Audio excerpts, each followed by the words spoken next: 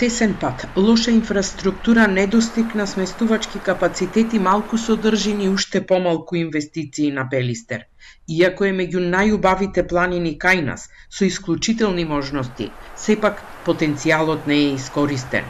По многуте изработени досега, без видливи резултати, сега се најавува нова студија за развој на летниот и зимскиот туризам на Пелистер. Треба да се водим исклучиво во развој на еко, активниот туризам, искуствениот туризам, аматуристичкиот туризам, затоа што станува збор за туризам каде што примарните влогови не се високи, не се големи, од друга страна ја чуваме природата, а третата најважната работа, сета таа инвестиција е многу брзо повратна и за општина Битола и за државата, значи бенефитот е нешто што најбрзо ќе го видат граѓаните, без да правиме некое поголемо сквернавење на природата.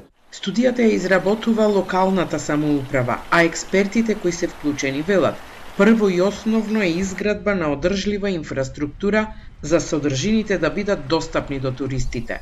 Но сите активности во тој вреден простор под заштита да се прават внимателно, за планината да се користи, а не да се искористи. Секој заштитен простор, вреден простор, е под притисок од туристите, значи, а прва под притисок е инфраструктурата. Затоа што ако немате инфраструктура, немате производ, вие не се движите низ планината. Тука е компромисот да го најдеме сите заедно, не ние како туризмолози, колку може планината да истрпи, за да внесеме луѓе во планината кои што нема да оштетуваат, напротив, ќе го збогатат тој простор.